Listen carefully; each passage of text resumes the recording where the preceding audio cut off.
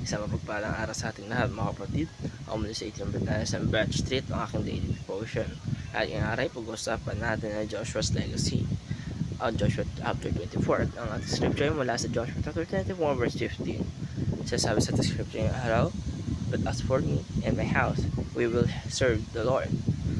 Mga kapatid, sa huling bahagi ng buhay ni Joshua ay hindi niya pinag-usapan ng mga laban na napanalunan niya, kundi binigyan niya mga teritoryong nasakop. Hindi niya pinagmalaki ang kanyang leadership.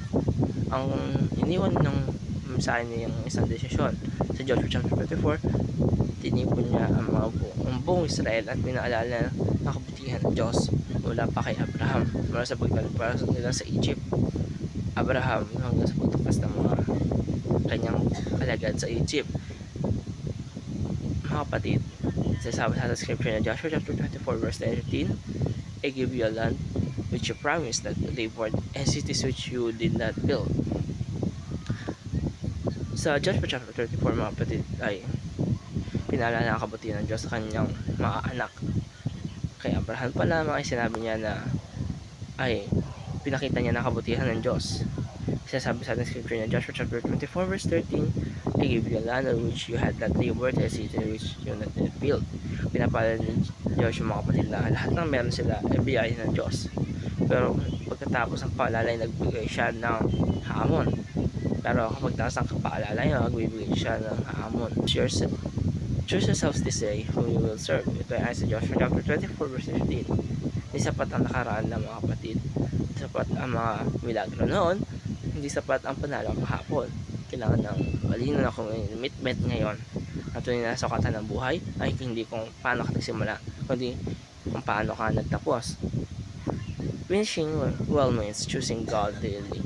Maraming tao ang malakas sa simula, excited, passionate, inspired, pero ang habang tumatagal ay napapagod na.